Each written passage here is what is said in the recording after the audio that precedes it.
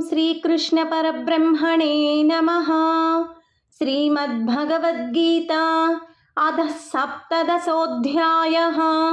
श्रद्धात्रयविभागयोगः।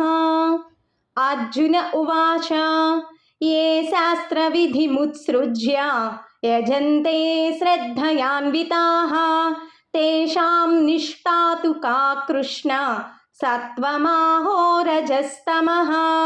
श्रीभगवानुवाच त्रिविधा भवति श्रद्धा देहिनां सा स्वभावजा सात्विकी राजसी चैव तामसी चेति तां शृणु। सत्त्वानुरूपा सर्वस्य श्रद्धा भवति भारत। श्रद्धामयोऽयं पुरुषः यो यच्छ्रद्धः स एव सः। यजन्ते सात्विका देवान् यक्षरक्षांसि राजसाः प्रेतान् भूतगणांश्चान्ये यजन्ते तामसा जनाः। अशास्त्रविहितं घोरं तप्यन्ते ये तपो जनाः दम्भाहङ्कारसंयुक्ताः कामरागबलान्विताः कर्षयन्तः शरीरस्थं भूतग्राममचेतसः मां चैवान्तः शरीरस्थं तान् विद्यासुरनिश्चयान्। आहारस्त्वपि सर्वस्य त्रिविधो भवति प्रियः यज्ञस्तपस्तथा दानं तेषां भेदमिमं शृणु।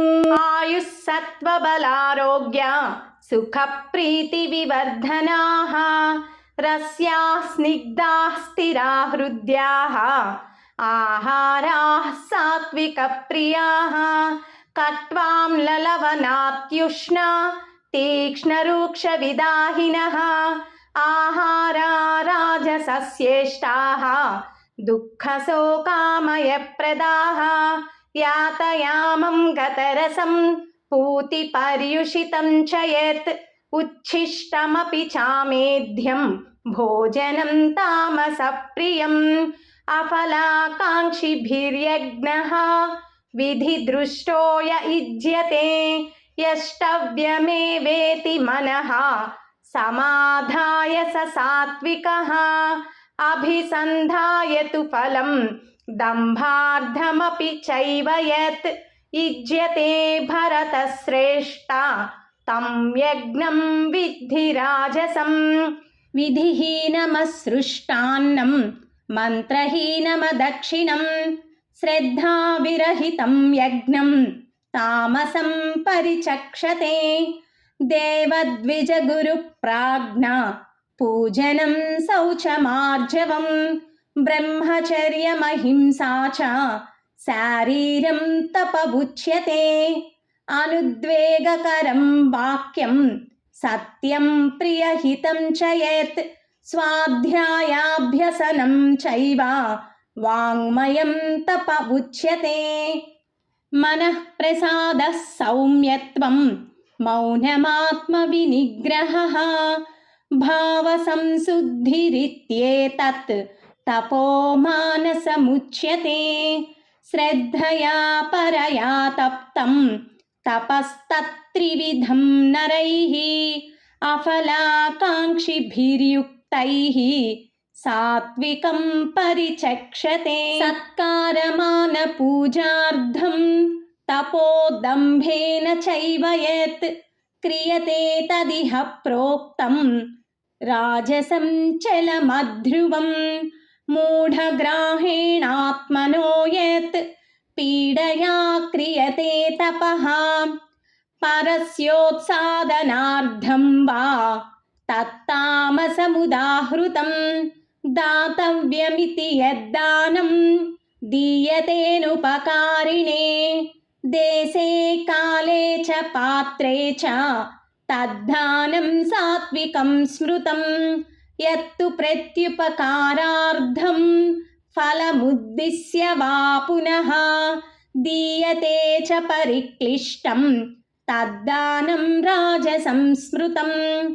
अदेशकाले यद्दानम् अपात्रेभ्यश्च दीयते असत्कृतमवज्ञातं तत्तामसमुदाहृतम् ॐ तत्सदिति निर्देशः ब्रह्मणस्त्रिविधः स्मृतः ब्राह्मणास्तेन वेदाश्च यज्ञाश्च विहिताः पुरा तस्मादोमित्युदाहृत्य यज्ञदानतपः क्रियाः प्रवर्तन्ते विधानोक्ताः सततं ब्रह्मवादिनां तदित्यनभिसन्धाय फलं यज्ञतपः क्रियाः दानक्रियाश्च विविधाः क्रियन्ते मोक्षकाङ्क्षिभिः सद्भावे साधुभावे च सदित्येतत् प्रयुज्यते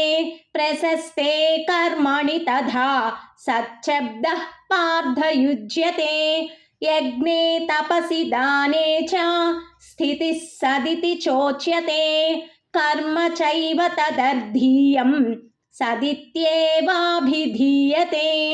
अश्रद्धया हुतं दत्तं तपस्तप्तं कृतं च यत् असदित्युच्यते पार्थ न च तत्प्रेत्य नो इह ॐ तत्सत् इति श्रीमद्भगवद्गीतासु उपनिषत्सु ब्रह्मविद्यायां योगशास्त्रे श्रीकृष्णार्जुनसंवादे श्रद्धात्रयविभागयोगो नाम सप्तदशोऽध्यायः।